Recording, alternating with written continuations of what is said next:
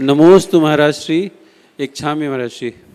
महाराज श्री, मेरा प्रश्न है, कई बार ऐसा होता है कि नियम और धर्म दोनों के बीच में सामंजस्य की स्थिति आ जाती है। हम निर्णय नहीं ले पाते कि हमको क्या करना है। मैं एग्जाम्पल के तौर पे बताऊंगा। एक बार मंगलवार को मेरा मंदिर में पारी होती है, तो मंदिर में जाते जाते बीच में एक कबूतर मिला जिसके पैर में मंजा फंसा हुआ था और 3-4 कुत्ते उसके पीछे पड़े हुए थे।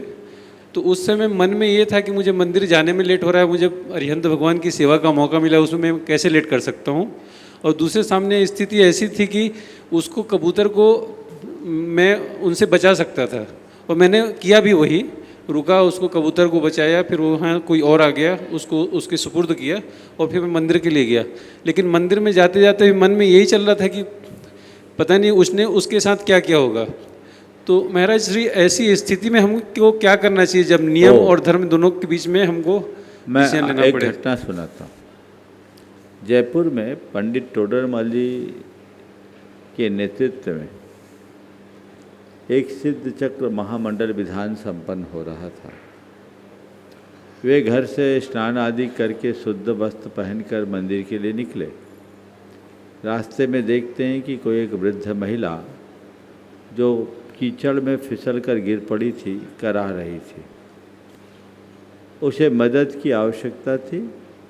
वे सीधे उसके पास गए और अपने शुद्ध वस्त्रों की परवाह किए बगैर चिकित्सक के पास ले गए। उनकी कमर टूट गई थी, कूल्हे की हड्डी टूट गई थी। उनका उपचार पूरा कराने के उपरांत वो 1.5 घंटे विलंब से विधान स्थल पर पहुँचे। तब तक लोगों की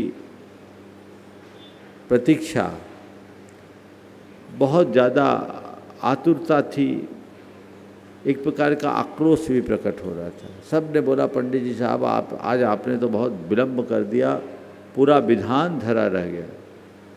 पंडित जी ने जो बात कही, मैं समझता हूँ आपके सवाल का वही उत्तर होना चाहिए। उन्होंने कहा, सिद्ध चक्र का सच्चा पाठ तो आज हुआ है। पंडित जी ने कहा, सिद्ध चक्र का सच्चा पाठ तो आज हुआ। बोले, पंडित साहब अभी तो पाठ शुरू ही नहीं हुआ, आप बोल रहे पाठ आज हुआ। उन्हें रास्ते का पूरा कथन सुनाया और कहा, हम जो मंदिर में पूजा करते हैं वह तो केवल द्रव्य पूजा है। यदि हम किसी प्राणी की सेवा करते हैं तो वह भी एक प्रकार से भगवान की पूजा से कम नहीं। बस इस आदर्श को हमें समझना चाहिए। यदा कदा अगर ऐसे प्रसंग आते हैं तो उसे अपना कर्तव्य मान कर करना चाहिए। हम लोग बोलते हैं सम्यक दर्शन के एक अंग में अनुकंपा है। अनुकंपा का मतलब क्या है?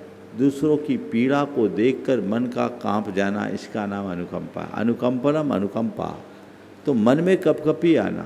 हमारे हृदय में जब संवेदना होगी तो हम ऐसे क्रियाओं को करने में कतई पीछे नहीं रहेंगे, हमें जरूर करना चाहिए। नमोस्तु।